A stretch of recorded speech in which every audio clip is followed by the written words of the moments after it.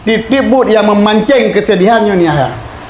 Maka kata-kata turut berduka cita perlu dipertanyakan.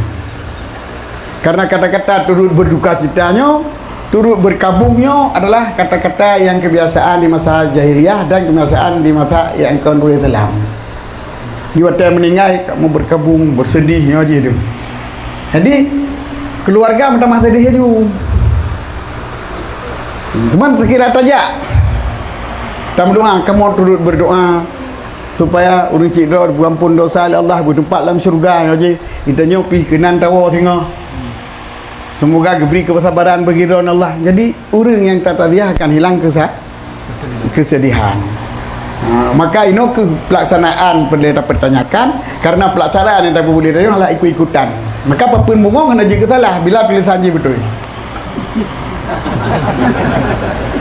Sebab taziah je dengan kitabah ya bukan? Taziah je dengan tulisan. Dengan tulisan. Maka apapun bungong kena buat tulisan.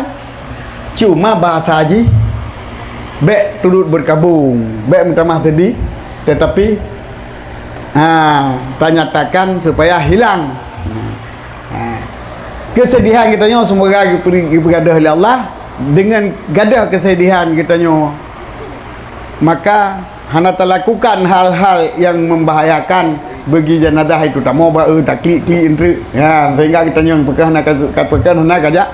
Memangnya menyo dirinya mentang hang ngadep mayat. Ngadep bertanya tengok. Masa kita tak klik mentang. Tetapi bila mayatnya nak diwasiat ataupun nak diizinkannya ke klik ataupun diizinkan yang kelaganya bertekan telung tengok kelaganya ke pegot nyan kepada jenazah.